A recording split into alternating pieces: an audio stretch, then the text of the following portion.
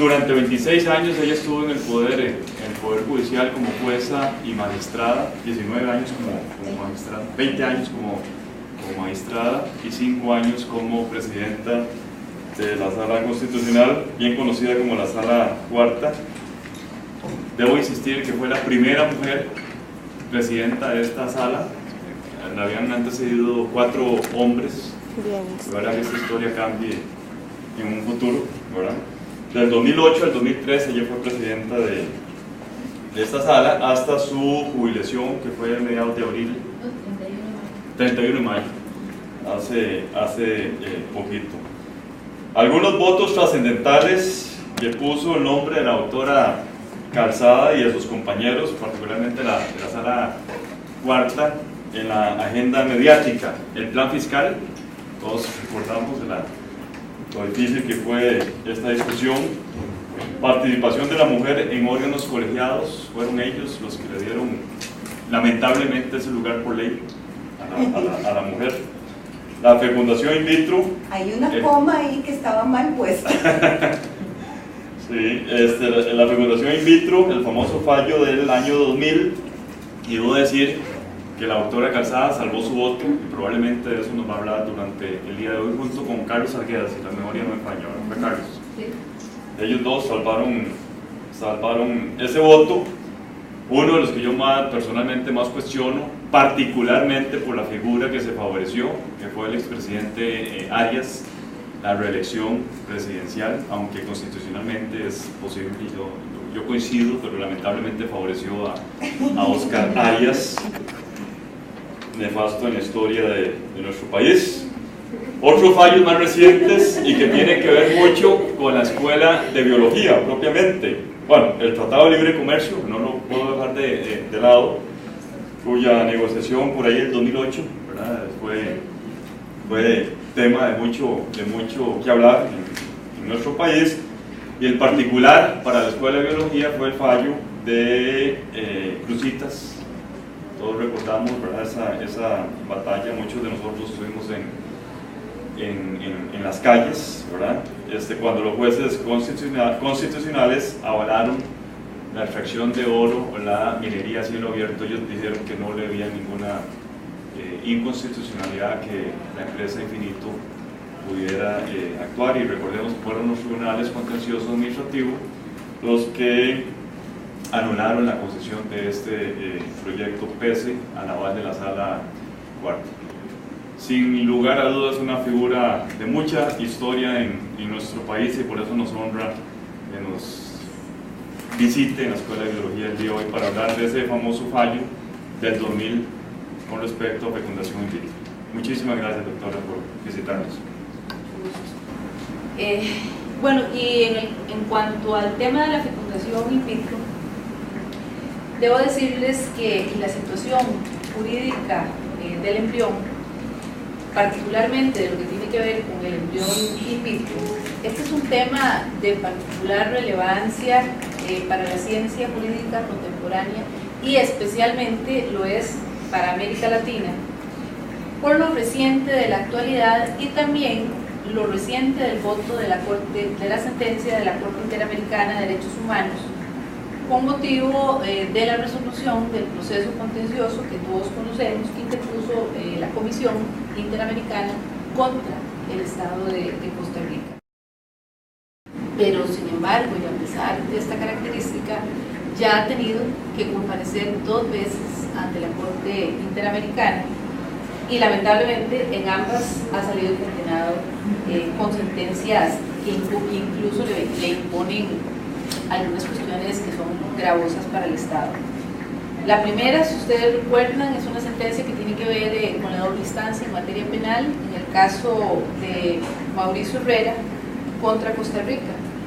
Y la segunda es precisamente cuando se discutió si el Estado costarricense estaba actuando conforme a la Convención Americana sobre Derechos Humanos al autorizar la técnica conocida como la fertilización in vitro o fecundación in vitro en la forma en que se estaba regulada en la Costa Rica de entonces. Estamos hablando de los años 2000 para atrás. Ahora, sin pretender venir a hacer un desarrollo exhaustivo, ni histórico, ni un análisis de la procedencia y la legitimidad de la fertilización in vitro, sí considero importante reconstruir cuál fue el antecedente primario que permitió que este caso llegara a conocimiento de la Corte Interamericana y que hoy en día tengamos esa sentencia que fue dictada el 28 de noviembre de 2012 en el caso conocido como Artavia Murillo y otros versus Costa Rica, mejor conocido como el caso de la fecundación o fertilización in vitro. En Costa Rica existía un decreto ejecutivo, aquí todos son biólogos, no son abogados, ¿verdad? O hay abogados. Yo creo que era abierto, pero ningún abogado, no, usted no. Bueno. Pero sí hay de ciencias sociales. Ok. No, es para explicar un poco, el ordenamiento jurídico es como lo que llamamos nosotros la pirámide de Kelsen, donde se encuentran en la parte de arriba la Constitución, las leyes, después siguen los decretos, reglamentos y cualquier otra directriz. Eso para tener claro dónde estaba ubicado el decreto de la fertilización in vitro en ese momento. Este decreto definía en el artículo primero la posibilidad de realizar el procedimiento de fecundación asistida, pero señalaba expresamente que únicamente entre cónyuges y prohibiendo también expresamente en el artículo 9 la posibilidad de fecundar más de 6 óvulos y los cuales debían ser transferidos a la paciente en forma total, quedaba prohibido por este artículo el poder desechar o eliminar estos óvulos ya fecundados. Contra ese decreto ejecutivo se planteó una acción de inconstitucionalidad, pero esta acción, lo que se pudo haber pensado, pensando en el principio de igualdad, no fue porque lo permitía únicamente como procedimiento para realizarlo entre los cónyuges, sino porque señalaba el accionante que este tipo de técnicas comprometía la protección del embrión y por lo tanto también comprometía la vida humana. La Sala Constitucional de la Corte Suprema de Justicia, al realizar el análisis de constitucionalidad, encontró un primer escollo y que fue la existencia de diferentes concepciones o tesis, porque en ese momento, bueno, ni ahora tampoco, no se sabía en qué momento empezaba la vida. Y incluso en ese momento todavía estábamos en un proceso mucho más primario que como estamos ahora, porque ni la bioética, ni la medicina, ni nadie se había podido pronunciar sobre el tema de la fecundación in vitro. Y precisamente le correspondía a la Sala Constitucional un tema jurídico que en el fondo tiene que ver con un tema de bioética y de medicina. Bueno, reconociendo la existencia de estas diferentes doctrinas y el desacuerdo doctrinal que existía, y ante la obligación que tenía la sala de resolver el tema planteado, porque cuando se plantea un asunto nosotros tenemos que resolverlo de alguna manera, no podemos dejarlo ahí para cuando aparezca una nueva doctrina.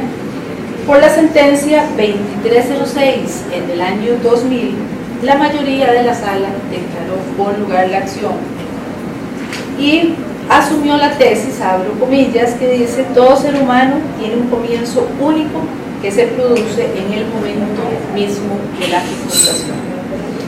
En este sentido, reconociendo que el artículo 4.1 de la Convención Americana de Derechos Humanos protege la vida humana desde la concepción, la Sala entonces declara que el embrión humano es persona desde el momento de la concepción, por lo que no puede ser tratado como objeto y en consecuencia, dice la Sala, debe ser protegido igual que cualquier otro ser humano.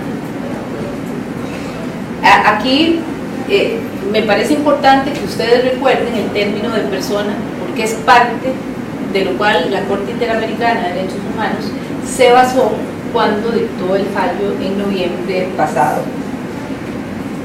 Parte del razonamiento de la sentencia de la sala, en situaciones que a mi parecer estaban ocurriendo en otros países y no en Costa Rica, porque empieza a analizar todo el proceso de la fertilización in vitro que se daba, por ejemplo, en España y en otros lados en Europa, donde se estaban fecundando gran cantidad de embriones y en los cuales sí se estaba permitiendo el desecho y la experimentación en preembriones vivos.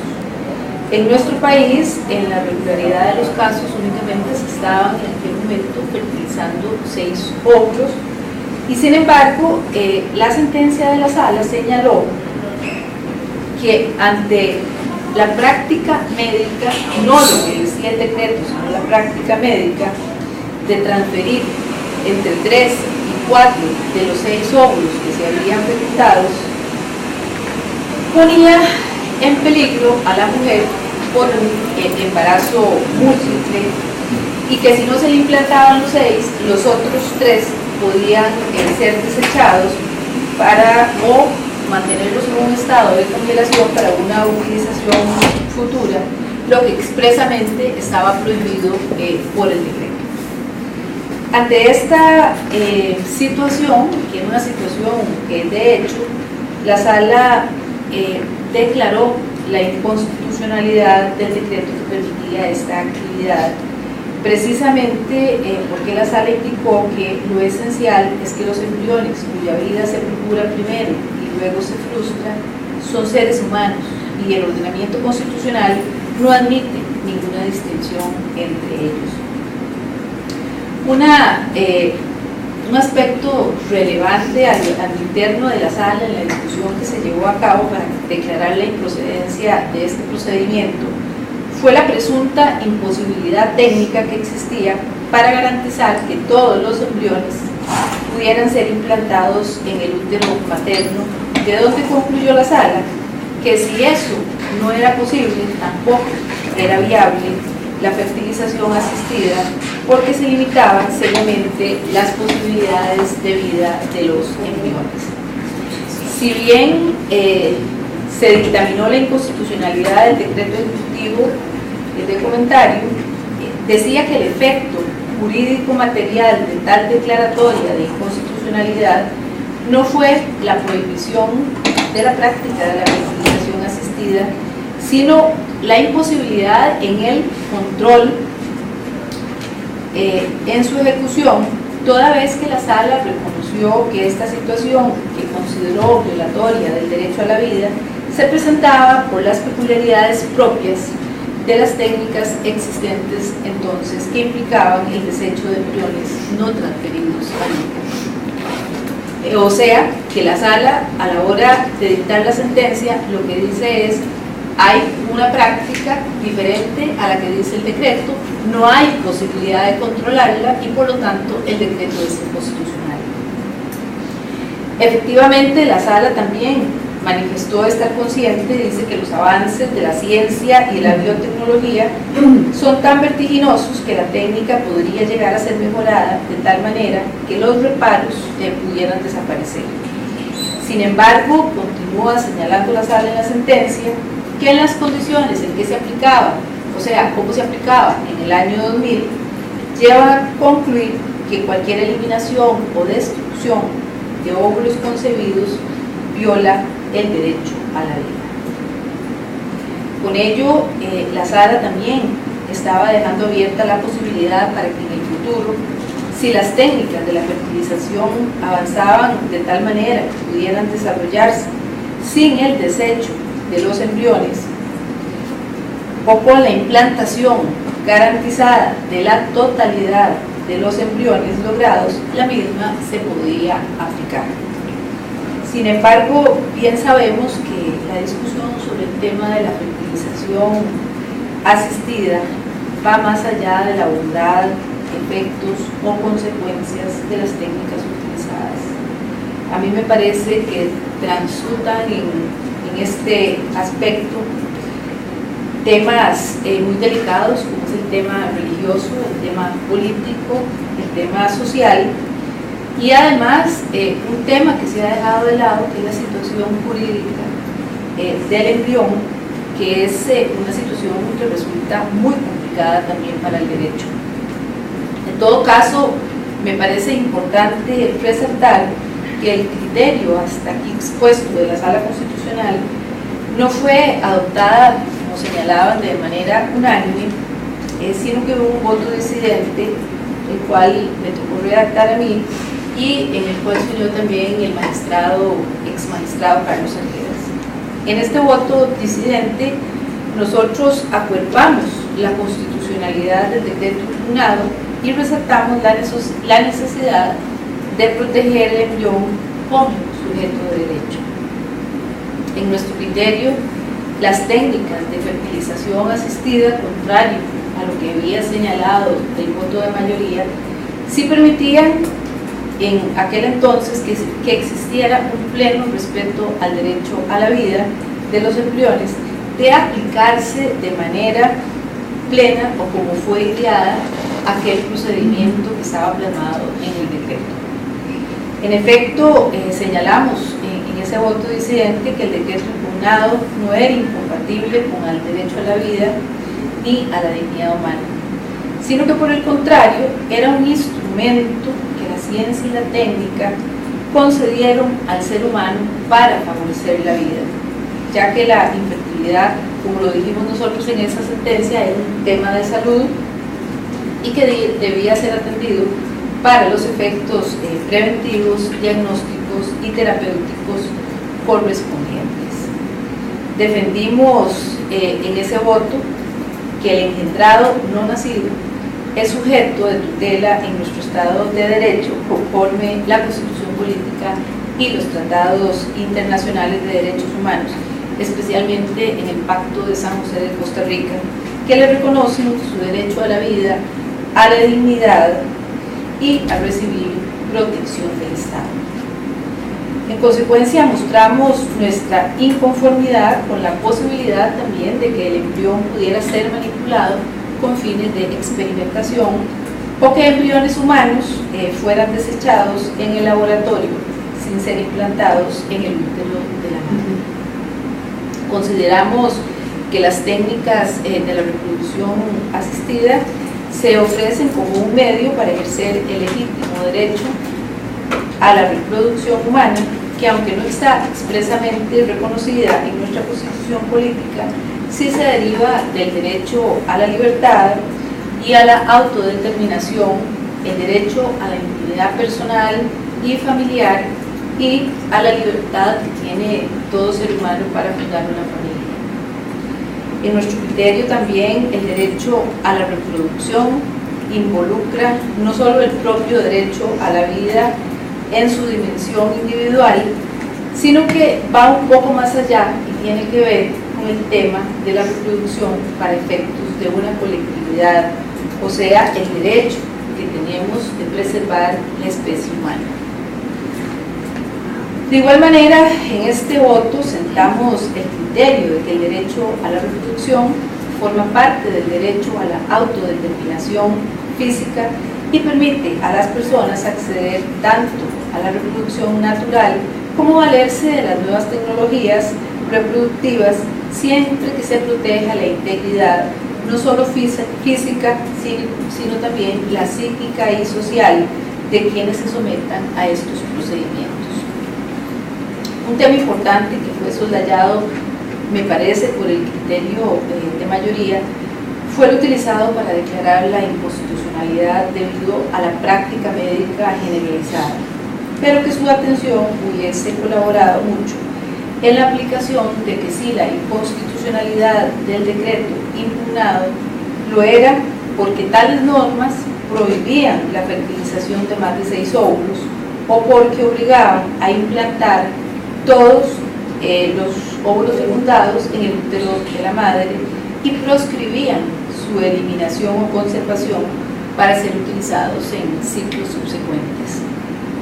En nuestro criterio disidente, tales disposiciones protegían de forma suficiente el derecho a la vida y a la dignidad de los no nacidos, pues de acuerdo con las opiniones técnicas que recibimos a la hora de evacuar las pruebas de la acción de inconstitucionalidad, en nuestro país pues, raramente se implantaban los 6 óvulos que eran fecundados, porque no todos en el procedimiento lograban ser fertilizados.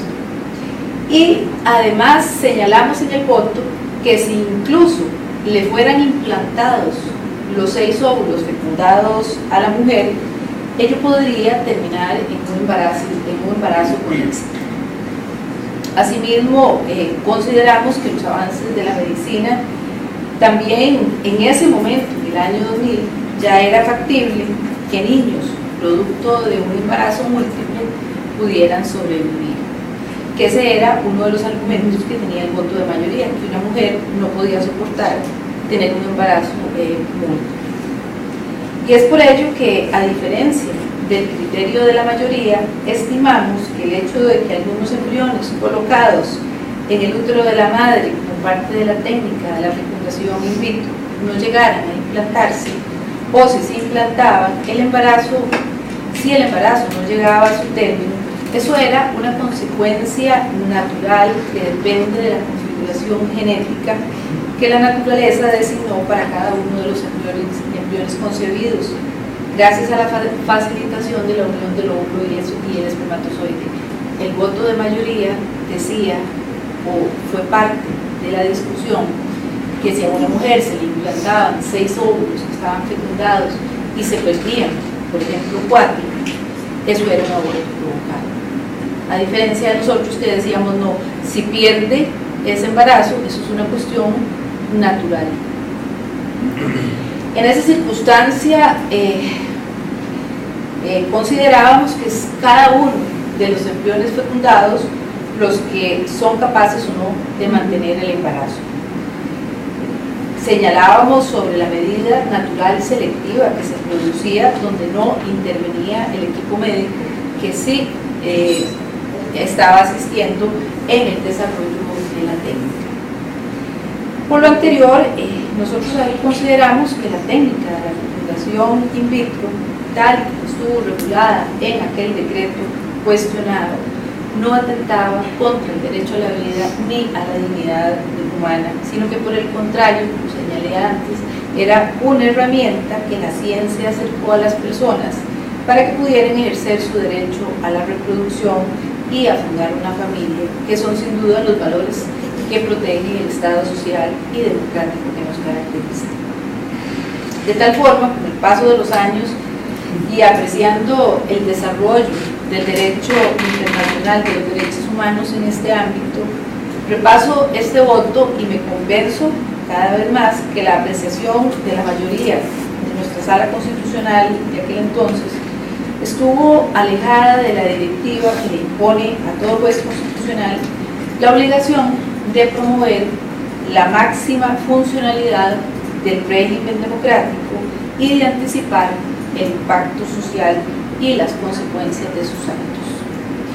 De haber sido así, la sala habría dado lugar a la consideración de otros principios y valores más allá de los estrictamente considerados en el criterio de mayoría, para que mediante la debida ponderación que se impone cuando se trata de aplicar derechos humanos, se hubiera llegado a una resolución más cercana a los criterios de justicia y equidad que siempre son los que deben buscarse en una interpretación constitucional.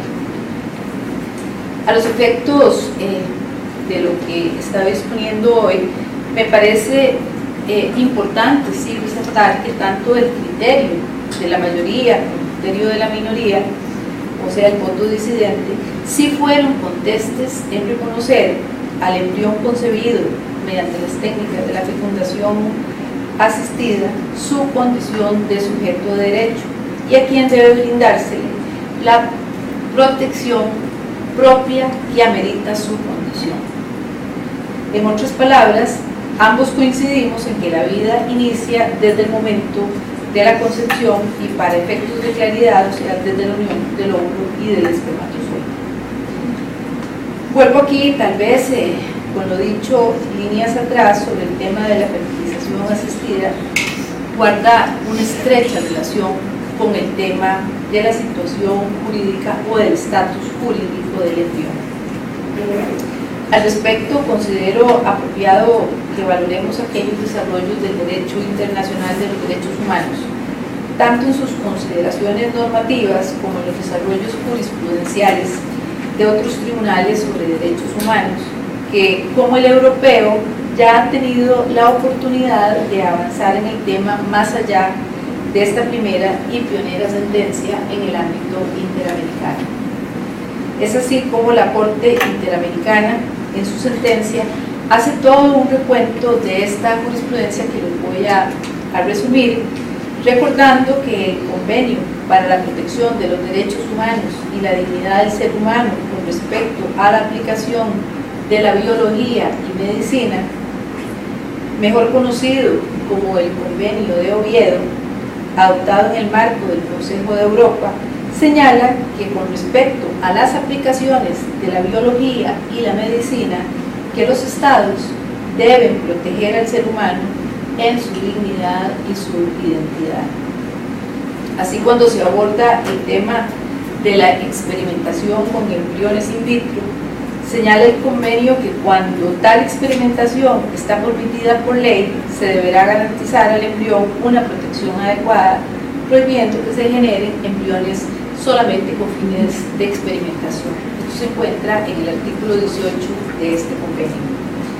Al respecto, la Corte Europea de Derechos Humanos, en el caso BO versus Francia, de 8 de julio del 2004, señaló que el convenio de Oviedo se cuida de definir qué se entiende por persona, reconociendo que los estados signatarios tendrán la posibilidad, dentro de su derecho interno, de hacer las precisiones pertinentes. Por otra parte, el Tribunal de Justicia de la Unión Europea, en el caso de Oliver Crusty versus Greenpeace, mediante la sentencia del 18 de octubre del 2011, señaló que la Directiva 98/44/CE del Parlamento Europeo y del Consejo de Europa de 6 de julio de 1998, relativa a la protección jurídica de las invenciones biotecnológicas, no tenía por objeto regular la utilización de embriones humanos en el marco de las investigaciones científicas, sino que tal directriz lo era respecto de los medios de patentar las investigaciones biotecnológicas.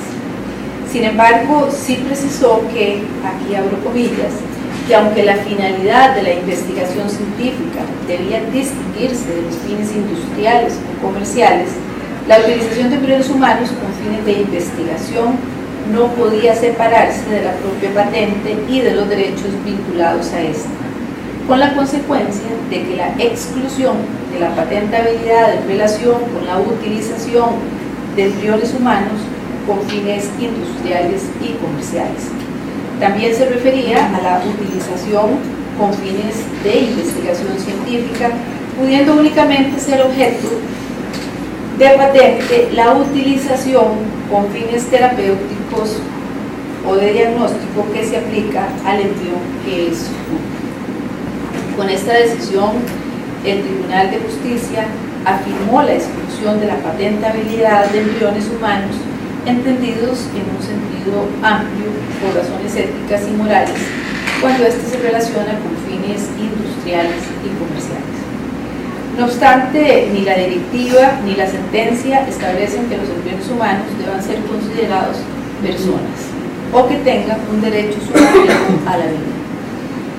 Pero a pesar de ello, el pronunciamiento del Tribunal Europeo de Justicia, esta no es la Corte Europea de Derechos Humanos, sí causó gran revuelo porque se pretende ver en él una apuesta certera a favor del reconocimiento al derecho a la vida de los embriones, al punto de dar origen esta sentencia a un movimiento de la sociedad civil denominado Uno de Nosotros, que incluso el 12 de mayo de este año recibió el apoyo público del Vaticano como una estrategia válida para exigir el respeto a la vida desde el momento mismo de la concepción.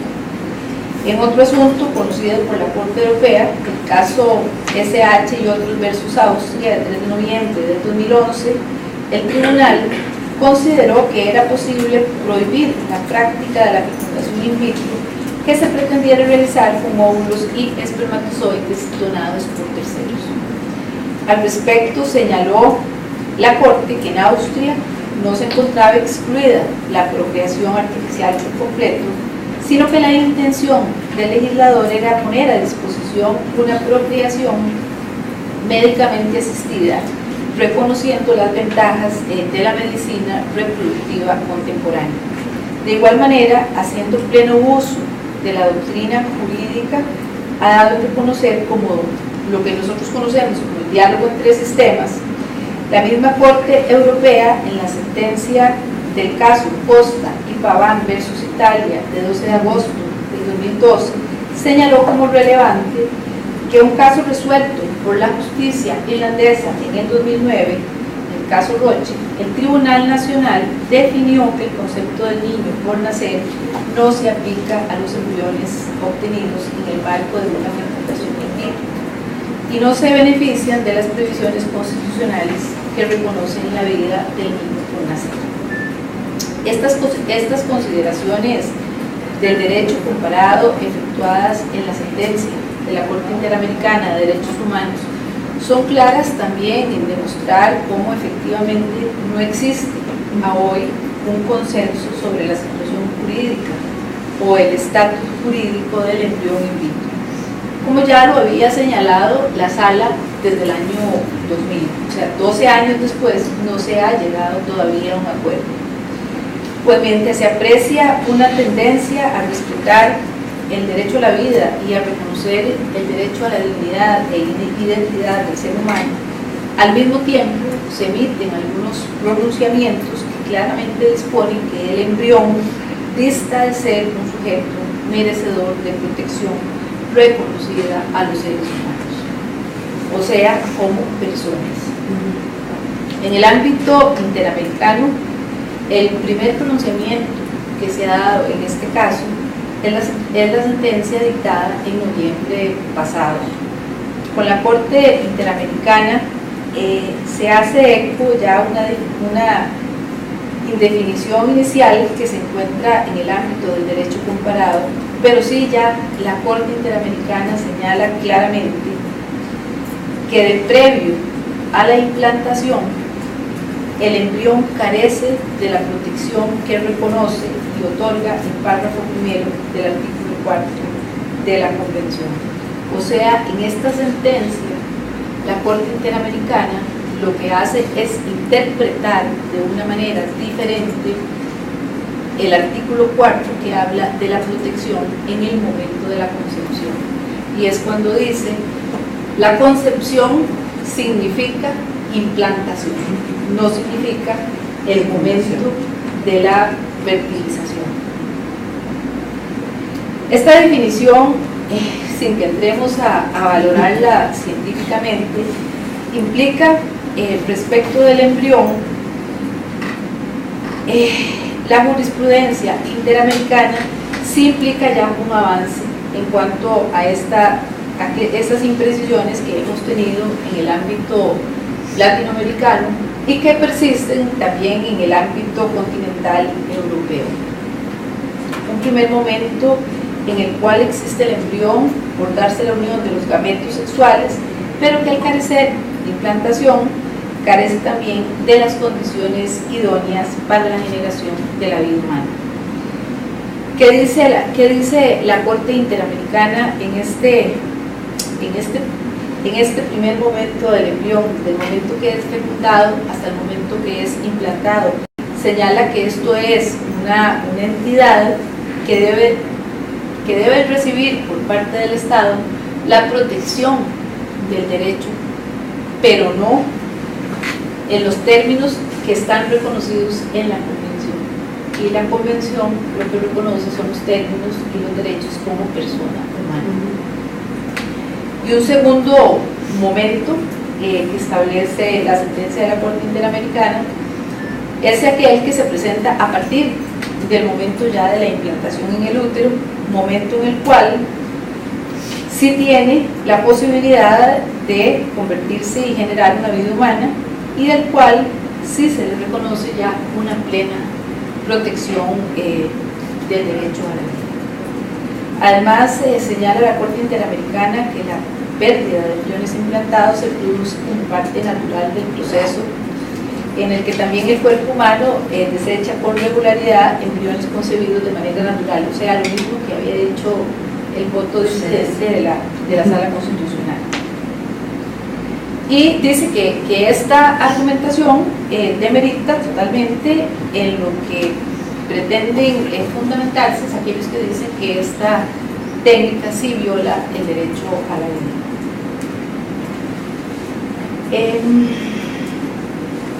La Corte también Interamericana insiste en que la protección del derecho a la vida de los embriones in vitro comienza a partir de la implantación en el útero. Y dice que tal factor es un factor diferenciador que entonces ya permite ver cuál es el momento del reconocimiento de derechos, cosa que no habíamos tenido ni habíamos logrado en ningún país de América Latina, que se pudiera definir cuándo efectivamente iniciaba la protección de los derechos.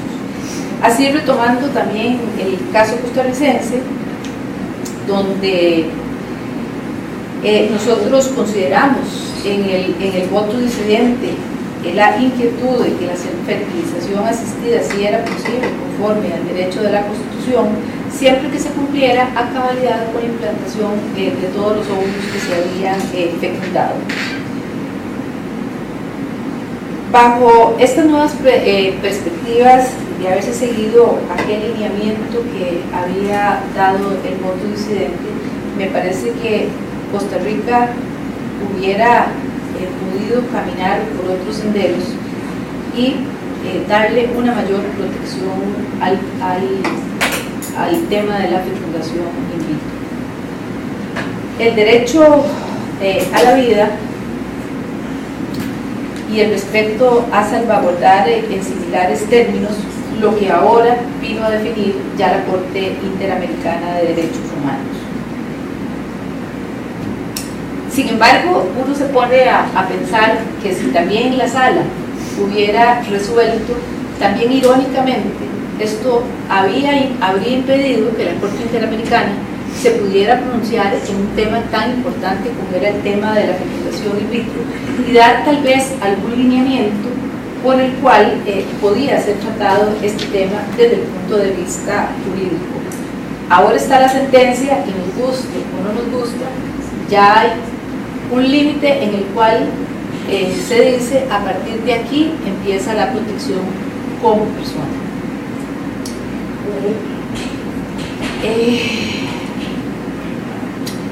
En esta sentencia la Corte impuso al país una serie de consecuencias, las cuales han sido bastante criticadas por los grupos de juristas, porque a criterio de muchos de ellos la Corte Interamericana se extralimitó en las funciones que tenía y a lo que tenía en su carta de origen. Por ejemplo, le impuso al país que todos estos procedimientos fueran introducidos en los sistemas de seguridad social, cosa que muchos critican porque es un ente interamericano, un organismo fuera del país, tocando el presupuesto nacional. También, además de eso, dictó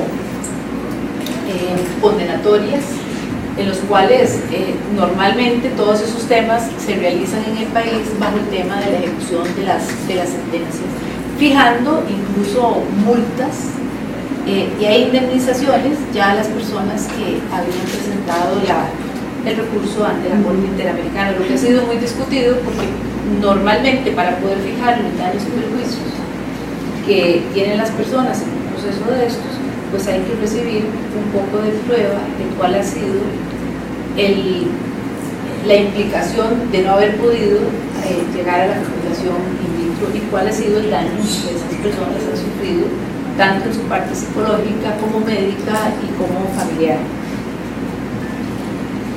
Ahora bien, el Estado costarricense, a raíz de esta resolución, ya anteriormente, cuando esto estaba en la comisión, ya había habido un primer proyecto, el cual se había discutido en la Asamblea Legislativa, el cual señalaba la autorización de la fertilización in vitro y la transferencia embrionaria en todos los centros de salud que estuvieran debidamente acreditados en el país.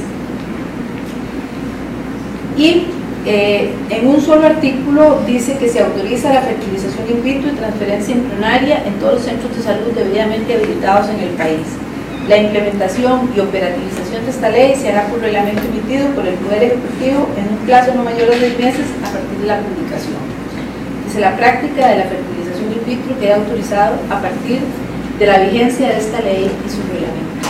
Como ustedes pueden ver, este era una reglamentación, una ley total, un proyecto totalmente omiso en cuanto a la situación jurídica que tenía el embrión y cómo podía ser el proceso de la fecundación asistida.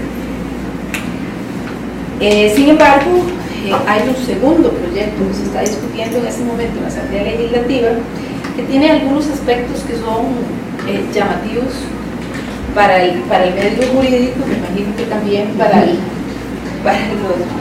biólogos, para la bioética, para la medicina. En este nuevo proyecto, a diferencia de lo que ya habíamos visto en el decreto ejecutivo, se está autorizando incluso la fecundación de 12 óvulos. Se viene autorizando la crioconservación. Se viene, por otro lado, también penalizando la destrucción de los embriones. Pero, sin embargo, y a pesar de eso, no se define todavía con claridad cuál es la situación jurídica que tiene el embrión. Cosa también que llama la atención es el tema de la adopción de los óvulos. En el caso de que la mujer, después de que da su autorización por el consentimiento informado, se echa para atrás y dice que ya no quiere que se le implanten los óvulos, le da la posibilidad de donarlos en adopción. Y esto también abre otra puerta enorme que tiene que ver con los derechos que tienen los niños. Tenemos firmada la Convención de Derechos del Niño y uno de los artículos de la Convención es que todo niño tiene derecho a saber quiénes son sus padres. Ahí se dice que el padre y la madre renuncian totalmente a cualquier reclamo, pero bueno, esto abre otra discusión muy grande, a pesar de que supuestamente con este proyecto no se podrían eliminar estos óvulos, pero si se pueden dar en adopción, ahí tenemos otra gran gama de discusión que no está definiendo el proyecto, que a mí me parece que en ese sentido el proyecto es omiso. Bueno,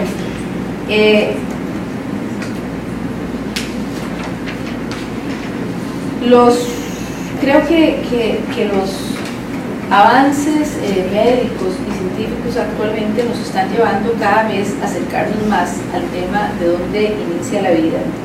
Pero sin embargo, como he venido señalando, son plazos que ni siquiera la bioética ha podido llegar a definir y por lo tanto en este campo tenemos todavía un gran vacío. Sin embargo, va a depender, yo creo que de los avances científicos, el alcance del contenido del derecho a la vida y la protección del ser humano. Como les digo, en este momento el país está abocado a cumplir la sentencia de la Corte Interamericana, que deja grandes vacíos, porque incluso en la sentencia habla de una gradualidad, pero no se dice en qué consiste esa gradualidad en que debe aplicarse el procedimiento de la fertilización in vitro. En el proyecto ya se habla un poquito, pero bueno, ¿qué es la gradualidad? ¿Cómo funciona eso? ¿Quiénes van a tener acceso? ¿Cómo va a ser? No puede ser uno ni puede ser otro, porque habría violación al principio de igualdad. O sea, si se abre, va a haber que abrirlo totalmente. Entonces, para mí la gradualidad que habla la sentencia tampoco es posible. Y bueno, aquí tenemos yo creo que un campo muy bonito para poder desarrollar tanto a nivel de la ciencia como de la ciencia médica, como de la bioética y del derecho, todo un camino abierto para definir la situación de los impuestos. Yo creo que tal vez es más importante que conversemos aquí. Era muchísimo más fácil, en otras palabras, era totalmente innecesario ir a esa corte porque de antemano sabíamos que nos iba a ir mal. ¿Qué hay detrás de esa insistencia del Estado en exponerse a esa demanda? Bueno, yo no se lo puedo asegurar que hay, le puedo decir qué pienso yo, ¿verdad?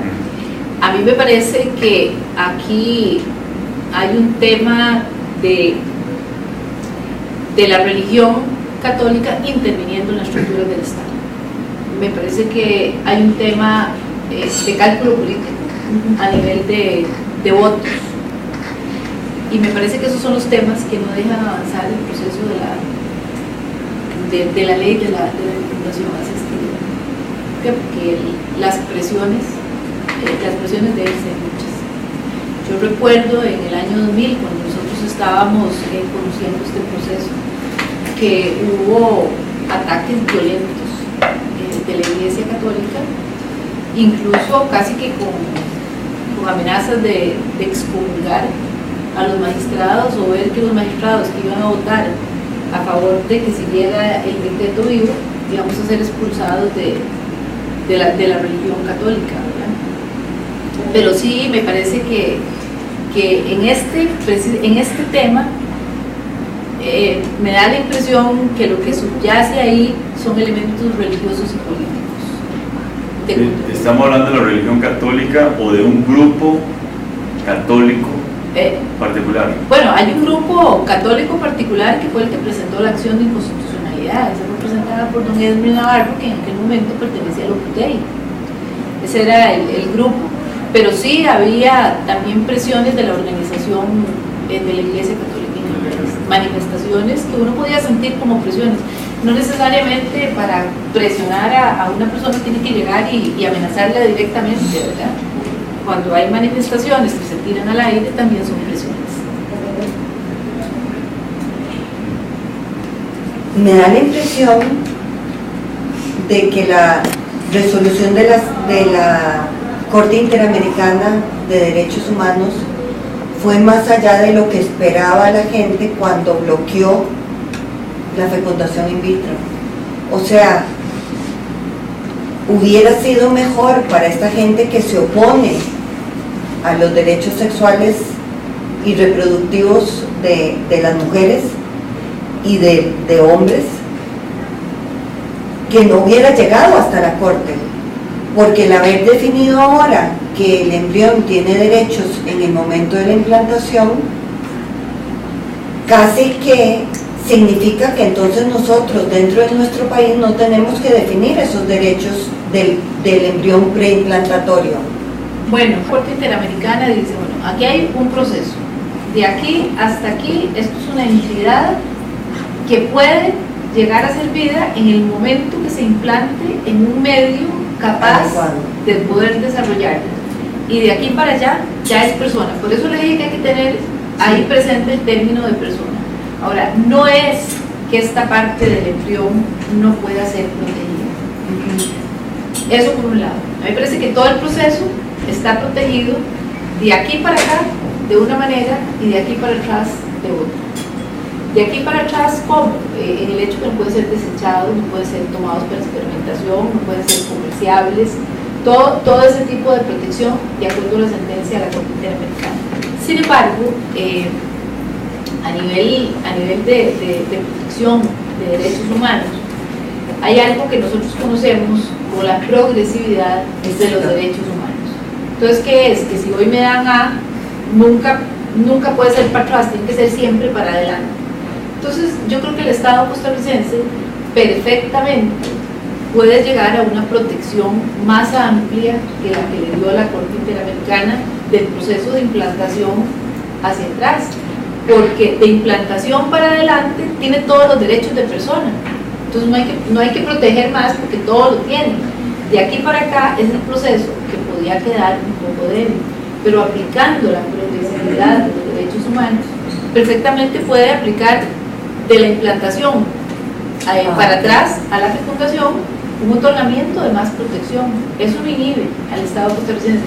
Es más, en las discusiones que se dieron en Europa, si ustedes ven cuando la Corte Europea respeta el fallo que dio Austria, que en el fondo está diciendo, bueno, aquí hay un proceso en el cual los países son los que tienen que llegar a definir cuál es la protección que se le da.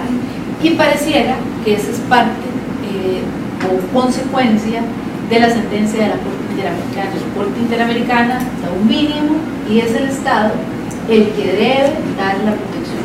Y como te digo, para mí no hay ningún problema en dar mayor protección de la implantación para atrás, para que no sean utilizados con otros fines que no sean los fines de reproducción. Claro, pero ninguno de los proyectos actualmente en la Asamblea incluyen ni experimentación ni desecho. Porque eso sí, no. Sí. La única parte, digamos, que acá, como hay un grupo de biólogos, que algunos de nosotros consideramos que tal vez está pendiente es lo de poder hacer diagnóstico preimplantación para permitirle a parejas tener un hijo sin una enfermedad genética que sean portadores los padres. Eso se permite en muchos países, pero significaría entonces que esos embriones que traen la enfermedad sí sean desechados, ¿verdad? Entonces eso es algo que nos parece a algunos de los que estamos en este curso que está pendiente. A mí me parece que el proyecto tal como está innova en muchos campos, pero también es omiso en otros. Yo creo que el proyecto debería desarrollar un poco más lo que tiene que ver con la protección de los embriones y lo que se permite hacer con los embriones. Por ejemplo, cuando habla de la crioconservación y cuando ya uno no quiere que se implanten los óvulos fecundados, bueno, ahí abre otro proceso, pero no regula el proceso, solo lo dice, pero no dice cómo va a ser. Sí. Entonces, pueden ser dados en adopción. ¿Cómo? ¿Se le van a aplicar las mismas normas del Código Familia? ¿O hay alguna regulación especial para esos embriones que están siendo dados en adopción? No lo desarrollan. Y eso es parte del problema que tienen muchas leyes, que enuncian temas, pero no los desarrollan. Hay otro tema que es el que sacó doña Gloria Valerín hace un par de días, donde ella dice que la fecundación in vitro para parejas, por ejemplo, donde no hay problemas de filiación, ya estaría permitida con solo la resolución de la Corte Interamericana de Derechos Humanos, que la ley no es necesaria, que se podría regular mediante decreto o reglamento que regule los sitios que se acreditan para hacer la técnica, pero que la ley sería solo necesaria para los aspectos, por ejemplo, de filiación en cuanto a donación de gametos o de embriones. A mí me parece que efectivamente Gloria tiene razón. Ahora, el problema aquí es que la Corte Interamericana se metió en un campo que a mí me parece que no debía meterse, y es a definir ciertas cosas que se dan en el proceso de la fecundación in vitro, porque el voto, la sentencia de la Corte Interamericana se debió haber limitado a la posibilidad o no del proceso de fertilización asistida y llegar a la conclusión que no afecta el derecho a la vida y que por lo tanto es un proceso que debe ser aplicado, y como proceso, como tratamiento, como parte de los procesos que se dan cuando las personas padecen de alguna infertilidad, igual que otros procesos que la inseminación artificial, que no requieren ley, sino otro tipo de reglamentaciones, de protocolos, y no meterse en algunos términos que se metió innecesariamente. como por ejemplo el definir cuándo realmente empieza la protección del embrión, que a mí me parece que ahí no se debe haber metido, porque define un tema que no ha sido definido, como les decía, ni por la medicina ni por la bioética, y a mí me parece que esos temas no los puede definir el derecho. Ni la biología. Ni la biología. En algún momento, no sé cómo, espero que se pueda definir cuándo. No, es que persona es un término para ustedes, es un término jurídico y filosófico, pero para los biólogos la vida es un continuo. Hablando de los alcances de la sentencia de la Corte Interamericana, yo coincido totalmente con ustedes que se extralimita al decirle al Estado costarricense que tiene que socializar la técnica. Yo no veo, sinceramente, esta técnica dentro de la Caja Costarricense del Seguro Social. Bueno, nosotros somos suscriptores de los tratados internacionales en el cual estamos aceptando la Corte Interamericana como un organismo supranacional. Al ser nosotros suscriptores, nosotros estamos obligados a cumplir la sentencia de la Corte Interamericana. Yo sé, pero no va a ocurrir, a corto plazo no va a ocurrir. Entonces, ¿a qué nos vamos a enfrentar? A una sanción. Son sanciones que, si bien es cierto, quedan en el papel. Son sanciones morales. Son sanciones morales. Sanciones éticas, quedamos como un país que viola los derechos humanos. Hay una pregunta por teléfono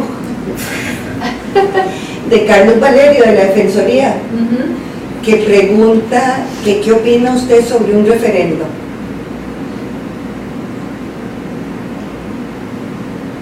Es que desde el punto de vista que nosotros tuvimos en la sentencia, nosotros estamos diciendo ahí la fecundación in vitro no viola derechos, no viola el derecho a la vida, sino que más bien produce derechos, produce vida. Eso es más o menos también lo que está diciendo en la sentencia de la Corte Interamericana. Si usted se pone a revisar, por ejemplo, el tema de las que quiso someterse a un referendo de las parejas del mismo sexo, la sala dijo, no, los derechos humanos no son sujetos de un referendo. Yo iría por la tesis y diría lo mismo. Voy a contestar. Pregunten ustedes, están muy calladitos hoy. Tiene miedo a la cámara, seguro. La opinión sobre lo de que la obligación de la Caja de darlo, don Hubert May estuvo acá y dice que la Corte Interamericana de Derechos Humanos pudo decir eso porque dentro de la Constitución Política de Costa Rica la salud es un derecho garantizado por el Estado. Si hubiera ocurrido esto en otro país donde su propia Constitución no garantiza la salud, entonces posiblemente la Corte no se hubiera pronunciado en ese sentido. Esa fue la interpretación de él, de por qué agregaron la obligatoriedad de que fuera un tratamiento de la Caja. Pudiera eventualmente la Corte Interamericana haber señalado que como el derecho a la salud es un derecho constitucional de los costarricenses, es una técnica que debe ser exactamente autorizada, pero a mí me parece que la Corte Interamericana dio un paso más al decirle a la Caja Costarricense de Seguro Social que debía el tratamiento implantarlo gradualmente en el sistema de seguridad social costarricense, que como decía Gustavo, es un proceso muy caro. Entonces eso va a implicar que la Caja vaya a tener que de unos recursos que eran para algunas cosas, disponerlos para la técnica de la fecundación asistida, y eso va a causar también algunos otros problemas. A mí me parece que la Corte Interamericana nunca debió meterse en ese sentido y haberlo enunciado como un principio general, pero llegar a imponerle al Estado costarricense una obligación me parece que se le fue la mano. A pesar de que yo había salvado el voto en ese sentido, y si yo lo veo desde el punto de vista mío, pues está bien, pero desde el punto de vista jurídico me parece que sí se le fue un poquito la mano. Y usted lo dice claramente en La Nación, no recuerdo cuándo: estoy contenta por las familias, pero me preocupa la condena del Estado. Sí. Esas fueron sus palabras con respecto a la interpretación de la sentencia. Y eso es exactamente la función.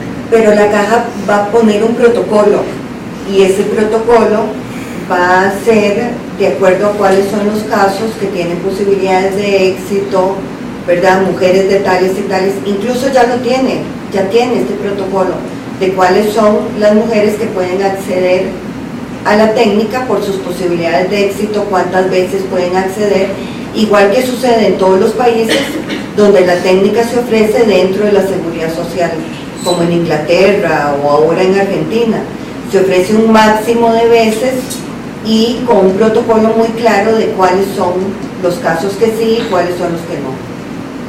Mi preocupación es la implementación de ese protocolo y propiamente la técnica, porque yo no veo a la caja invirtiendo en esto. Lo dijo la magistrada, ex magistrada. Sí. Vamos a sacrificar el problema del cáncer, el problema de la prevención de la enfermedad. La caja no ha entrado, por ejemplo, a la prevención de la enfermedad. En este momento es apaga incendios, es pura curación. Es que la prevención no es parte de la caja. Todo eso, no, ¿cómo que no? No, la prevención debería ser... El Ministerio de Salud. Sí, y tiene que ver con el Ministerio de Educación, tiene que ver con acueductos y alcantarillados, tiene que ver con las municipalidades y ambientes saludables, También. Tiene que ver con la Escuela de Biología y los ecosistemas. Claro. Entonces, O sea, la prevención y la promoción de la salud no es un asunto de la caja. Y la caja ya está implementando lo que es el protocolo de tratamiento de la infertilidad. Aquí tenemos a alguien que nos puede contar, porque sí ya hay un protocolo establecido. Lo que pasa es que la última fase, que sería para una proporción muy pequeña de mujeres, no se puede realizar todavía. Ese es uno de los problemas. De las parejas, perdón. Bueno, con respecto a lo que son los demás tratamientos de reproducción asistida, ¿cómo ve usted el papel de la caja de costarricense del Seguro Social digamos, en lo que es el tratamiento de las patologías subyacentes, el tratamiento, digamos, de lo que es la estimulación ovárica, la inseminación artificial? Digamos, ya son Todo eso ya cosas que se están implementando hoy día. Con su éxito y con ya sus casos de dejados, que llamamos nosotros, de los sujetos que han nacido por la técnica. Entonces, digamos que sí hay, y no estamos hablando de algo que salió de la noche a la mañana, estamos hablando del Hospital de las Mujeres que tienen alrededor de unos 20 años, el programa de reproducción asistida. Yo tengo un comentario, es que, o sea, yo estoy muy de acuerdo con lo que dice el director, porque eso cuesta, no niegue que no niegue, o sea, que han venido gente, yo estoy a favor, muchos biólogos, pero eso cuesta, o sea, no lo pueden negar.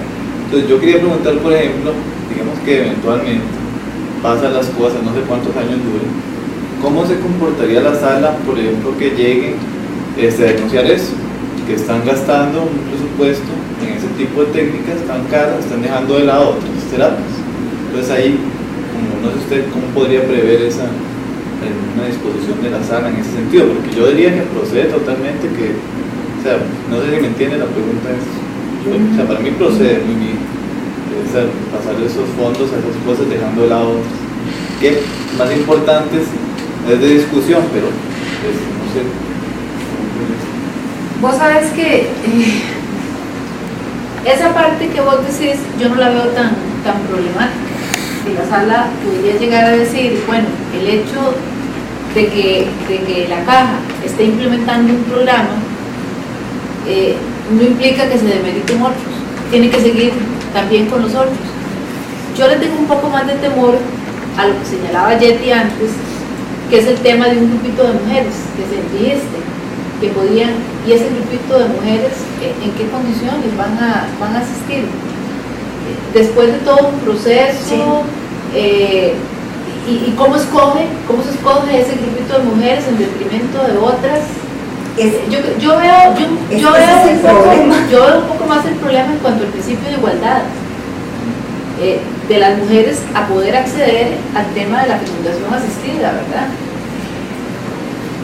Es que eso es a mí lo que me preocupa a veces más. Yo no entiendo cómo la caja define cuánto se va a esto y cuánto se va a otro. Por ejemplo, se invirtió una cantidad de dinero en la vacuna para neumococo. La Sala Cuarta intervino en esa definición, pero hay otra vacuna que es para la prevención del cáncer de cervix, que también es muy cara. Entonces, ¿quién en la caja define si compramos esta vacuna o compramos esta otra? ¿O quién en la caja define vamos a hacer trasplantes de corazón, pero no vamos a hacer fecundación in vitro, que es mucho más barata?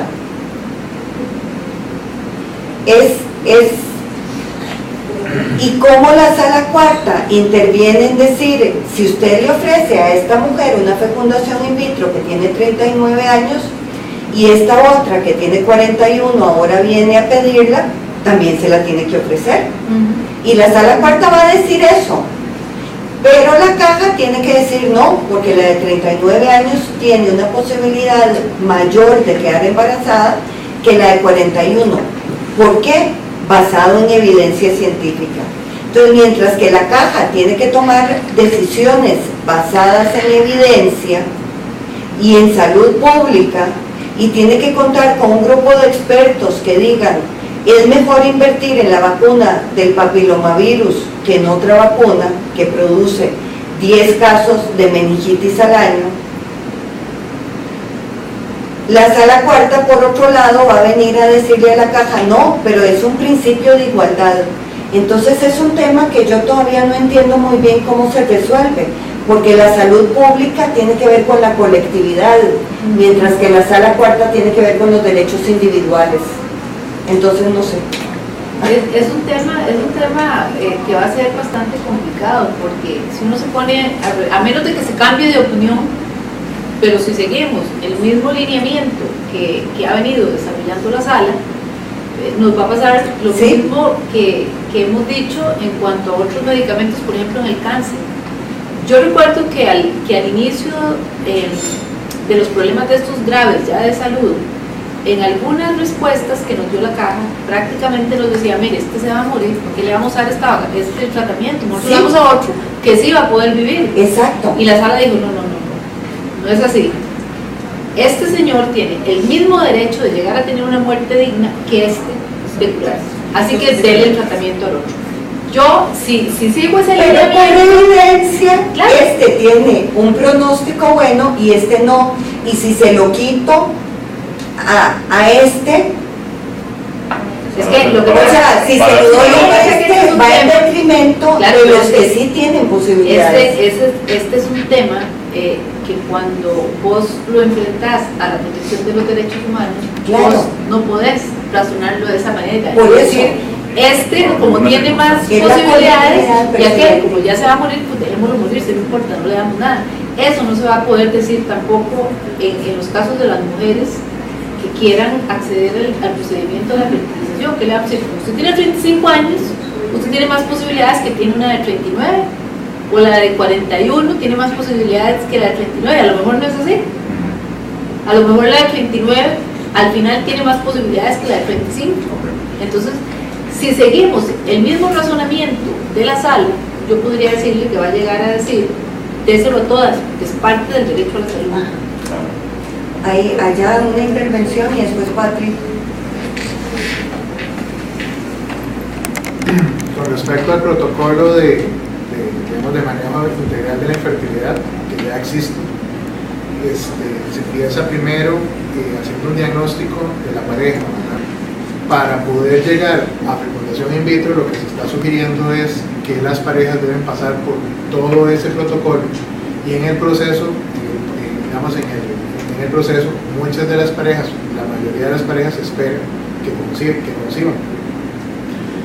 Posteriormente, antes de entrar in vitro, se haría un nuevo diagnóstico, proceso diagnóstico, para poder ya determinar cuáles son las que definitivamente no van a poder concebir incluso con in vitro. El problema que ven los médicos, y me imagino que hay un gran problema de comunicación entre los juristas y los médicos, porque los médicos dicen, es que yo no entiendo la sala constitucional me manda a matar a un viejito. Y es que resulta que los tratamientos quimioterapéuticos muchas veces no se le quieren aplicar a personas de cierta edad, no porque pues sí ya se va a morir, sino es porque ya sus condiciones biológicas no le permiten aguantar lo que un tratamiento quimioterapéutico implica. Entonces, el viejito va a la sala cuarta manda el fallo de que tiene que aplicarse el quimioterapéutico, se aplica el quimioterapéutico a la persona, se gasta un montón de plata y el viejito se muere. Eso es lo que... Bueno, pero se le había recomendado un médico. No, pero digamos, los médicos... Es decir, los médicos, cuando nosotros mandamos a dar un tratamiento, hay un médico que se lo ha recomendado. Ahora, el problema que yo veo en esto es, yo no sé cuánto cuesta el proceso de la fecundación in vitro, no sé cuánto le puede costar a la caja cada uno de los procedimientos, pero imagínense que pasen todo este proceso que usted señala. Si usted se pone a pensar que fueron 15 parejas o un poquito más las que fueron a la Corte Interamericana, está el Estado costarricense en capacidad de hacer 15 procedimientos al mismo tiempo. Ya las 15 parejas están calificadas para la fecundación in vitro. Ya pasaron todo ese proceso. ¿Puede el Estado hacer 15, 20 o 30? Porque yo me imagino que habrá más de 30 personas en este país que ya deben haber pasado todos los procesos y que puedan tener un hijo, que no puedan tener un hijo. Entonces está el Estado costarricense en capacidad de darle a las 15 en el mismo momento, a las 20 o a las 30, porque ahí se aplica el principio de igualdad. Si se lo da a uno, tiene que dárselo a otro. Incluso, no hay lista de espera ni hay nada, ¿verdad? Porque incluso la lista de espera, como tenemos aquí, que duran años haciendo las operaciones, imagínense listas de espera donde una mujer de 35 años la dejen esperando 5. Entonces ya no clasifica. Entonces, ¿cómo va a ser el Estado costarricense? ¿Cómo va a ser la caja? Por eso yo le digo que a mí me parece que a la Corte Interamericana se le fue la mano en llegar a decir, aplique esto, socialícelo y aplíquelo gradualmente, porque tampoco se sabe qué es gradualmente. ¿Qué significa la gradualidad para ellos?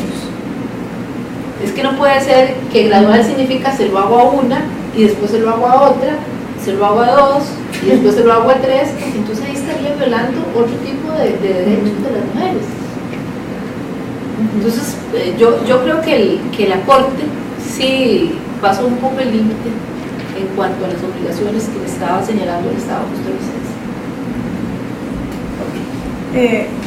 A mí me parece que se tocan dos temas que por lo menos a mí me parecen interesantes, posiblemente por mi ignorancia total de la filosofía y el derecho, que es una, que es igualdad realmente, porque igualdad de qué, biológicamente para salud reproductiva por lo menos una mujer de 25 no es igual a una mujer de 45, no se pueden tratar igual.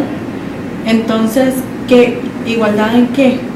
Después, la otra cosa que me llama la atención es la actitud con respecto a la caja. Si la caja, la seguridad social en general, por lo menos como me parece a mí, que funciona de forma más eficiente es cuando trata de abarcar problemas de la mayor cantidad de la población que se puede, y entonces para mí eso significa que tienen que tener límites y que, por ejemplo, que la seguridad social ofrezca una cantidad fija de ciclos para parejas, que después de eso la caja dice, ok, si aquí ya no se pudo, ya no se lo puede cubrir la seguridad social, no quiere decir que usted no lo pueda seguir intentando, pero para que pueda alcanzar a la mayor cantidad de parejas va a tener que limitar a qué parejas se les puede dar eso, y la única forma de hacer eso de forma más o menos justa es basarse en evidencia, y si la evidencia dice de que hay o como está la medicina en este momento, si la evidencia dice que hay un punto o un momento o una serie de circunstancias bajo las cuales la técnica ya no es eficiente, entonces tiene que poderse limitar.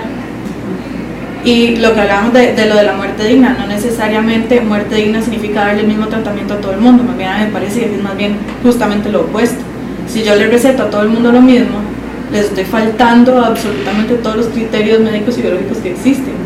Y tal vez una muerte digna para un viejito de 90 años con cáncer de algo no sea darle una quimioterapia agresiva, sino darle otro tipo de condiciones, ayuda por parte del Estado para quedarse en la casa y vivir sus últimos días bien, o cualquier cosa que sea. Simplemente las circunstancias tienen que tratarse de otra forma, no porque tiene que ser parejo. O sea, por lo menos para mí, como yo lo veo, para que funcione de forma eficiente, la igualdad no significa cortar a todo el mundo con la misma tijera, es tratar de analizar el caso particular, pero pensando en que la caja tiene que funcionar para todos. Y si se le va todo el presupuesto en tratamiento de cáncer, obviamente esto es ridículo, pero digamos que se le fue el tratamiento de cáncer en un viejito de 79 años, ¿qué pasa con todos los demás que tal vez tenían un mejor pronóstico? Y ahí se les está faltando a ellos también. Entonces es eso que no entiendo, porque muchas veces se hace muy extrema la interpretación de cosas como a mí me parece que es la interpretación de la igualdad, que no sé hasta qué punto realmente siempre tiene sentido la forma en la que se interpreta. Bueno, esto que vos señalás tiene que ver un poco también con un diseño constitucional, tiene que ver con un diseño de la seguridad social en nuestro país. Y bueno, yo creo que, y me parece que en algún momento, para que el sistema sea totalmente efectivo, como vos estás señalando, yo creo que habría que hacer un replanteamiento de todo el sistema constitucional. Pero bueno, quien toque la seguridad social en este país se cae, ¿verdad? Va a ser muy difícil, porque ese ha sido un pilar de la democracia. Yo creo que en el momento que el sistema de seguridad social en este país falle, muchas cosas se pueden venir. ¿Por qué? Porque ya la gente en el estado que estamos actualmente, la gente está cansada de muchas cosas, y si todavía le tocamos algo tan importante como es la posibilidad del acceso a la salud, y decirle, como se ha planteado, decir, bueno, la caja del Seguro Social cubre hasta cierto punto, de ahí en adelante cúbralo usted, o yo le cubro tanto y usted cubre el resto, que son sistemas totalmente diferentes a lo que ha operado durante la vigencia de la Constitución en este país. Eso pues traería algunas consecuencias. Que eso eventualmente sea lo mejor, a lo mejor debemos sentarnos a replantearnos el sistema, pero eso hay que replanteárselo de otra manera. A mí me parece que ya eso está pasando. Exacto. Digamos, si, por ejemplo, caso personal, uno está jugando fútbol y se quiebra un pie. Si uno va a dar a emergencias de la caja, puede ser que pasen, como conozco casos, 8 horas después usted sigue sentado en la misma silla y nadie ha visto el pie. Entonces ahí la seguridad social, como funcionadora, le dice, si usted se quiebra un pie, quiere que lo enyesen rápido, va a tener que pagarlo usted.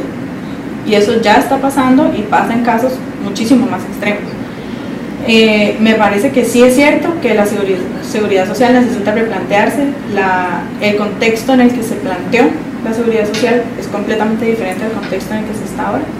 Y me parece que tal vez lo que está pasando ahora con la fertilización in vitro es simplemente una forma de llamar la atención sobre los cambios que tienen que hacerse sobre la seguridad social para que se mantenga funcional. Y se pueden hacer dos cosas: o se puede decir, no, la caja no puede, y nadie hace nada, y seguimos con el status quo y todo el mundo se queja, y la caja no puede, la caja no puede, la caja no pudo. O se ve cómo se hace para replantear muchos otros problemas que también tiene la seguridad social y todo el sistema social en el que se supone que vivimos, porque claramente muchas cosas están funcionando mal. Y tal vez no es porque la fertilización in vitro tenga algo particular, más allá de que toca un tema de reproducción que le atañe a todo el mundo, porque tal vez no a todo el mundo le da cáncer, pero mucha gente piensa reproducirse. Entonces tal vez por ser un problema tan intrínseco a todo el mundo, todo el mundo conoce a alguien que se reproduce, entonces sea más fácil llegar a ese tipo de cambios que sean necesarios cuando se toca algo que es tan parejo con todo el mundo. Sí, es algo que como te decía, es el pueblo costarricense el que tiene que sentarse nuevamente y analizar el sistema de seguridad social que tiene. ¿Qué es lo que quiere? ¿Hasta dónde puede cubrir? ¿O de dónde en adelante empieza a cubrir?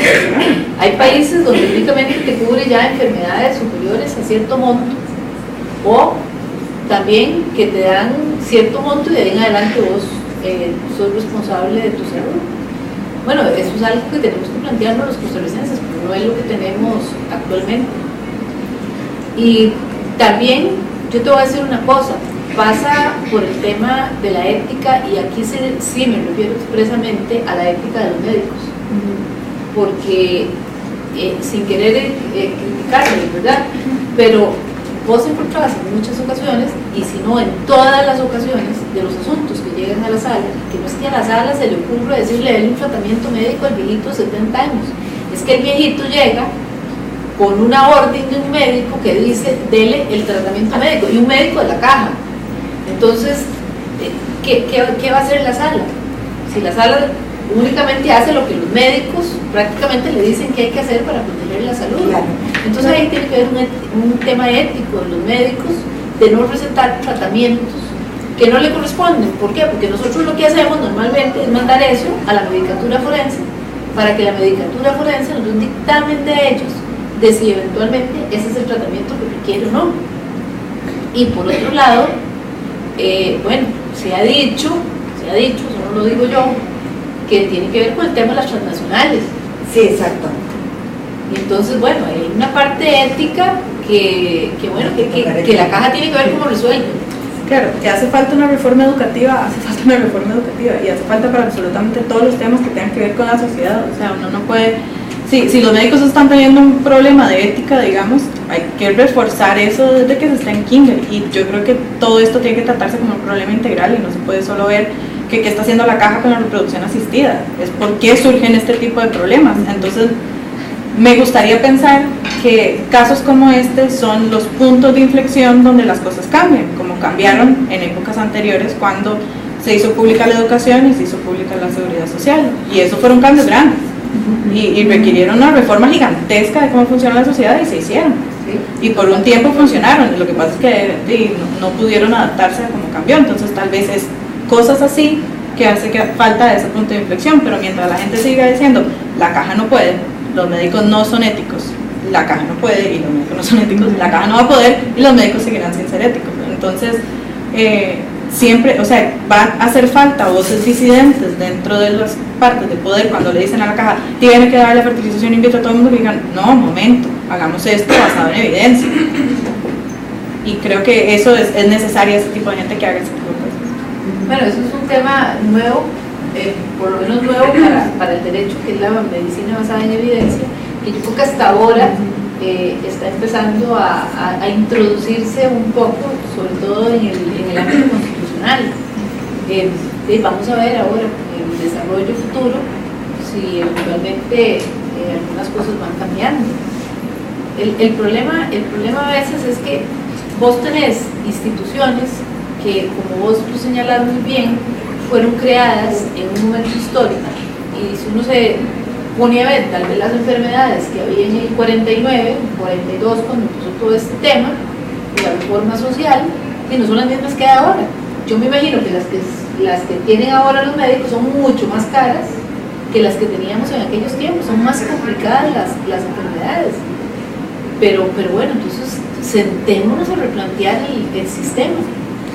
Estoy segura que potabilizar el agua le costó un montón al Estado, al encargado de potabilizar el agua, y posiblemente le quitó recursos a otro montón de cosas, pero se hizo, y que cambió la forma en la que se ve la salud pública, se hizo. La gente va a morirse de cólera. Nada más quería poner sobre el tapete sobre la relatividad que tiene un poco también lo que es hasta cierto punto la medicina basada en evidencia. Por ejemplo, los varones que tienen Klinefelter, hasta hace pocos años eran estériles, imposible que pudieran tener hijos. Ahora se ha logrado encontrar que desarrollan núcleos de espermatogénesis al final de la pubertad que se pueden recuperar espermatozoides de ahí, y se puede hacer una in vitro para que estas personas tengan hijos. Ahora, eso suena muy bonito, existe la posibilidad de que los Klinefelter conciban, perfecto. Lo que no dicen en la otra parte, ¿cuántos Klinefelters han conseguido in vitro? Y probablemente sean 2, 3 en todo el mundo. No creo, incluso, 2 o 3. Menos. El caso es que es una imposibilidad técnica aquí en Costa Rica, por ejemplo, lograrlo. Y a nivel mundial también es hasta cierto punto un hecho casi que casual. Claro, pero es iluso pensar que evidencia es un caso, sobre todo cuando se trata de salud. O sea, nadie nunca va a sacar una conclusión real con un solo caso. Pues no se crea. Sí, bueno, yo sé qué pasa, pero digamos que eso no es la evidencia en la que uno pensaría que se basa la medicina en evidencia, digamos. No, y estoy seguro que en muchos lugares le llegan a promocionar a los padres de menores Klinefelter la posibilidad de que tengan algún nietito, ¿verdad? Y estoy seguro que los ponen a hacer montones de ciclos de fecundación in vitro y al final no resulta en nada.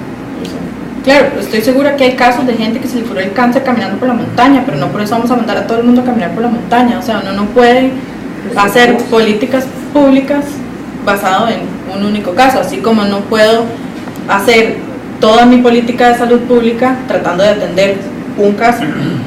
Es que si vos lo ves desde el punto de los derechos humanos, ¿cuál es la diferencia entre un caso y otro caso? No es una política pública, es el derecho que esa persona tiene a recibir la salud. O es el derecho que la persona tiene a ejercer su derecho a la reproducción. Entonces, tampoco se lo puedes negar.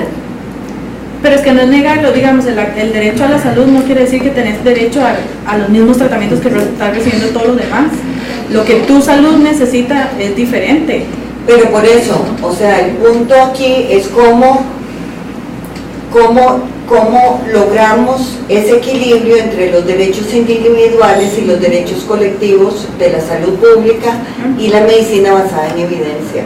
Pero yo creo que cada caso es diferente y vamos a tener que irlo resolviendo a medida que aparezcan, ¿verdad? Claro, pero yo lo puedo llevar a cualquier absurdo que a mí se me ocurra. O sea, si yo veo que hay una persona que la caja está invirtiéndole $100,000 al año en su tratamiento, y yo digo, suave, a mí la caja me invierte un 5. Yo quiero que la caja a mí me dé los $100,000 que invierte en esa persona y yo los invierto en mi salud. Voy al gimnasio.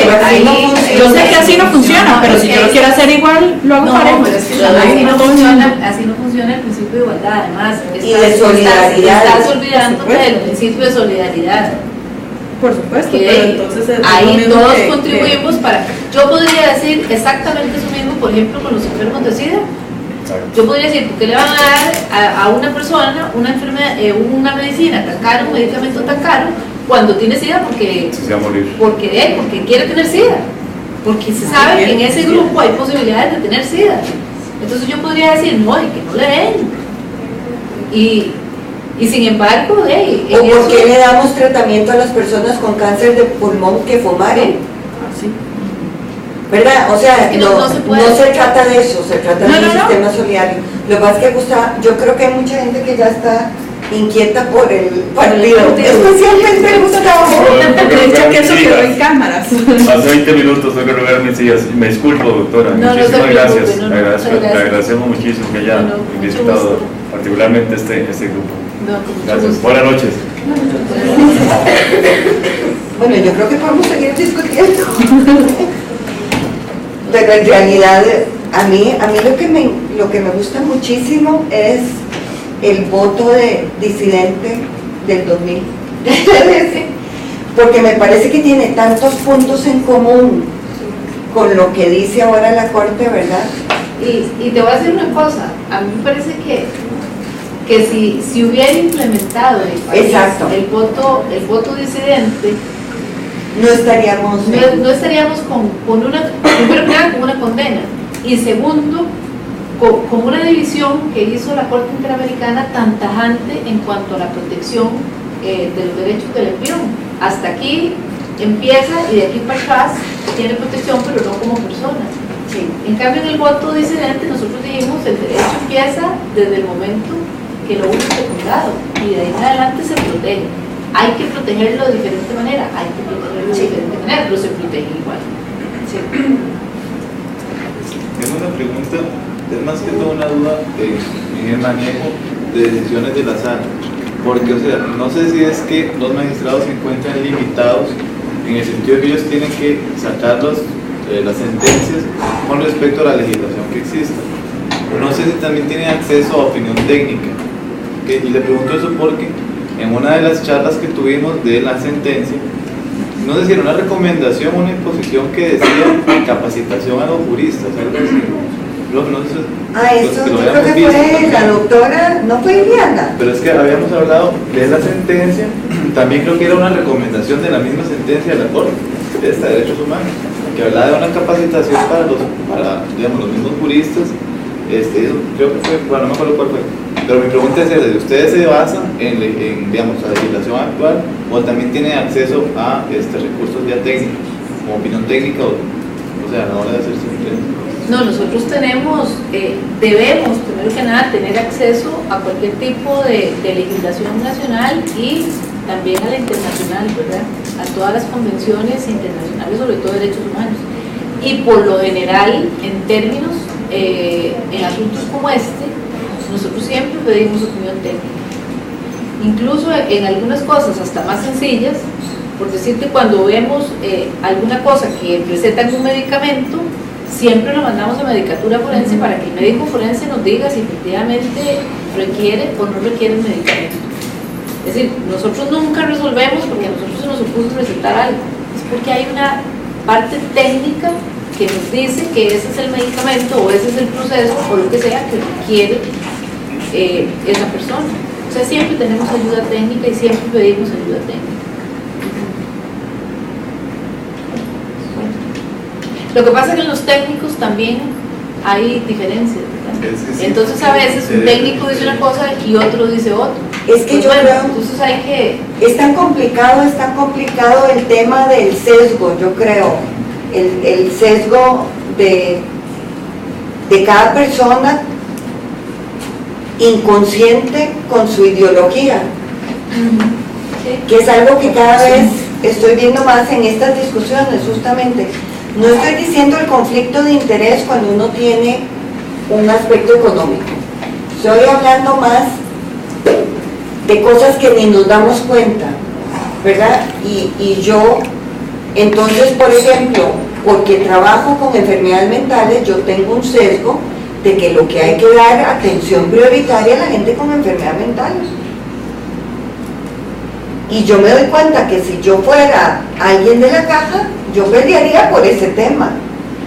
Pero por eso deberían de haber especialistas en salud pública general que tomen en cuenta como los riesgos, beneficios y el costo de la inversión para decidir dónde se invierte. Y eso pasa, ese sesgo no solo pasa en lo que vos estás señalando, que puede ser la división de recursos de una institución, sí. Tiene que ver también a la hora de resolver un caso. Claro. Siempre y lógicamente hay inclinaciones dependiendo del grado, digamos, de compromiso con la protección que unas personas tengan o no. Hay personas que no son protectoras de derechos, hay otros que son menos, hay otros que de vez en cuando. Y eso es una cosa que es imposible evitar, ¿verdad? Tiene que ver un poco con la ideología de cada persona. Y en ideología hablo de su inclinación política, de su inclinación religiosa, de todo su contexto social. Entonces, todas las resoluciones, lógicamente, van cargadas con todo ese tipo de componentes que no podemos dejar de lado, ¿verdad? Aunque uno debería dejar de lado a la hora de resolver. Y de eso pareciera que se trata una buena técnica constitucional, ¿no? Pero bueno, a veces no se puede. Yo creo que estuvo lindísima la clase, muchas gracias. No, con mucho gusto.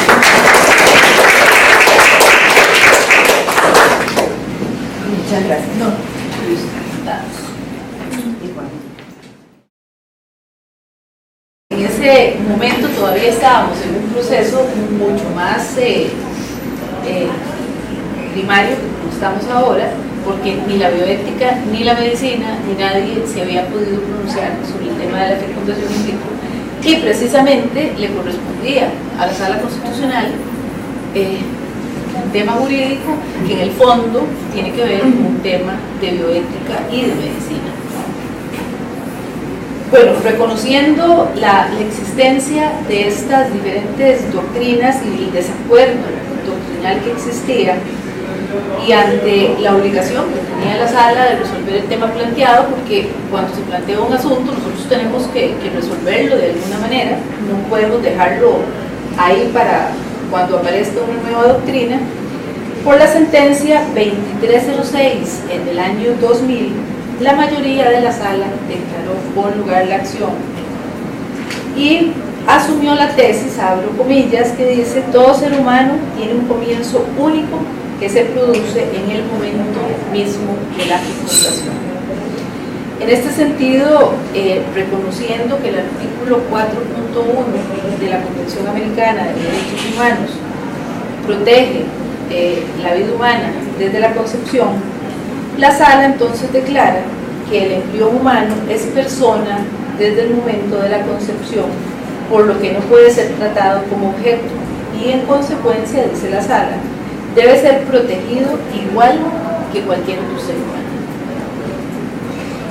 Aquí me parece importante que ustedes recuerden el término de persona, porque es parte de lo cual la Corte Interamericana de Derechos Humanos se basó cuando dictó el fallo en noviembre pasado.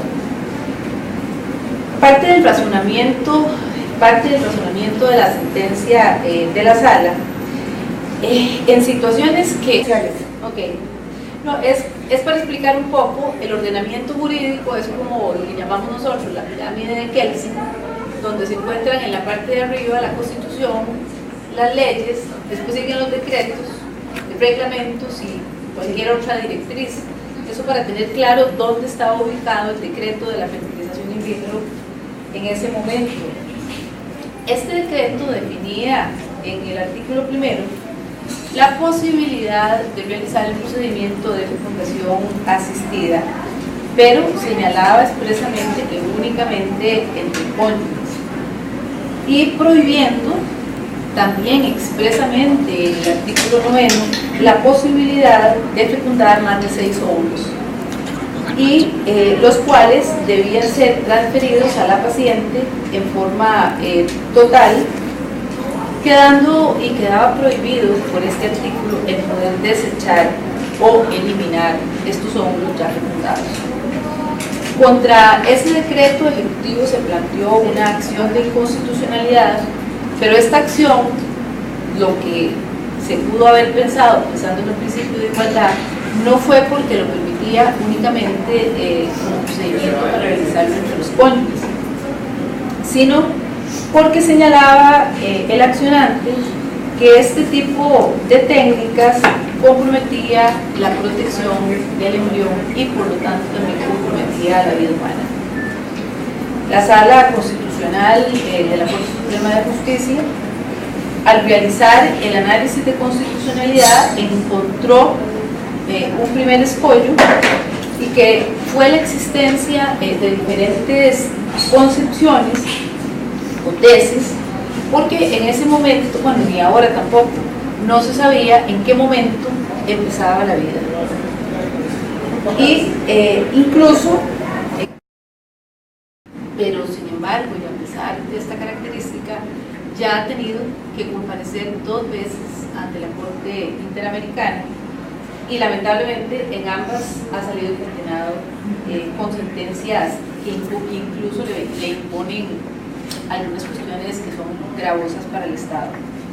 La primera, si ustedes recuerdan, es una sentencia que tiene que ver con la doble instancia en materia penal, en el caso de Mauricio Herrera contra Costa Rica. Y la segunda es precisamente cuando se discutió si el Estado costarricense estaba actuando conforme a la Convención Americana sobre Derechos Humanos al autorizar la técnica conocida como la fertilización in vitro o fecundación in vitro en la forma en que se estaba regulada en la Costa Rica de entonces. Estamos hablando de los años 2000 para atrás. Ahora, sin pretender venir a hacer un desarrollo exhaustivo, ni histórico, ni un análisis de la procedencia y la legitimidad de la fertilización in vitro, sí considero importante reconstruir cuál fue el antecedente primario que permitió que este caso llegara a conocimiento de la Corte Interamericana y que hoy en día tengamos esa sentencia que fue dictada el 28 de noviembre de 2012 en el caso conocido como Artavia Murillo y otros versus Costa Rica, mejor conocido como el caso de la fecundación o fertilización in vitro. En Costa Rica existía un decreto ejecutivo, aquí todos son biólogos, no son abogados, ¿verdad? O hay abogados. Yo creo que era abierto, pero ningún abogado, no, ustedes no. Bueno, pero si hay de ciencias sociales. Nefasto en la historia de nuestro país. Otros fallos más recientes y que tienen que ver mucho con la escuela de biología propiamente. Bueno, el Tratado de Libre Comercio, no lo puedo dejar de lado, cuya negociación por ahí en 2008, ¿verdad? Fue tema de mucho que hablar en nuestro país, y en particular para la escuela de biología fue el fallo de Cruzitas. Todos recordamos, ¿verdad? esa batalla, muchos de nosotros estuvimos en las calles, ¿verdad? Cuando los jueces constitucionales avalaron la extracción de oro o la minería a cielo abierto, ellos dijeron que no le había ninguna inconstitucionalidad que la empresa Infinito pudiera actuar, y recordemos que fueron los tribunales contenciosos administrativos los que anularon la concesión de este proyecto pese al aval de la Sala Cuarta. Sin lugar a dudas, una figura de mucha historia en nuestro país, y por eso nos honra que nos visite en la Escuela de Biología el día de hoy para hablar de ese famoso fallo del 2000 con respecto a fecundación in vitro. Muchísimas gracias, doctora, por visitarnos. Bueno, y en cuanto al tema de la fecundación in vitro, debo decirles que la situación jurídica del embrión, particularmente de lo que tiene que ver con el embrión in vitro, este es un tema de particular relevancia para la ciencia jurídica contemporánea, y especialmente lo es para América Latina, por lo reciente de la actualidad y también lo reciente del voto de la sentencia de la Corte Interamericana de Derechos Humanos con motivo de la resolución del proceso contencioso que todos conocemos que interpuso la Comisión Interamericana contra el Estado de Costa Rica.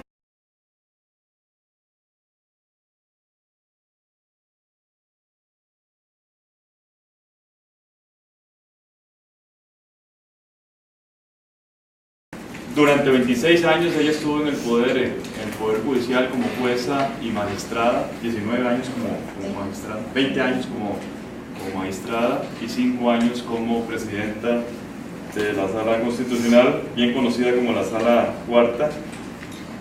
Debo insistir que fue la primera mujer presidenta de esta sala, la habían antecedido 4 hombres.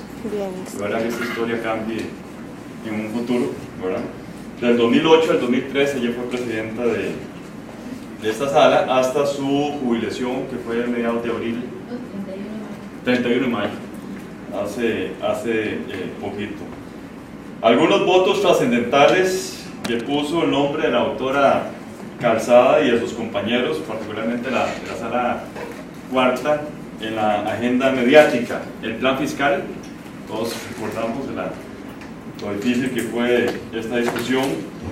Participación de la mujer en órganos colegiados, fueron ellos los que le dieron lamentablemente ese lugar por ley a la mujer. La fecundación in vitro. Hay una coma ahí que estaba mal puesta. Sí, la fecundación in vitro, el famoso fallo del año 2000, y debo decir que la doctora Calzada salvó su voto, y probablemente de eso nos va a hablar durante el día de hoy, junto con Carlos Arguedas, si la memoria no me falla, ¿verdad, Carlos? Sí. Ellos dos salvaron ese voto, uno de los que yo personalmente más cuestiono, particularmente por la figura que se favoreció, que fue el expresidente Arias, la reelección presidencial, aunque constitucionalmente es posible, yo coincido, pero lamentablemente favoreció a Oscar Arias,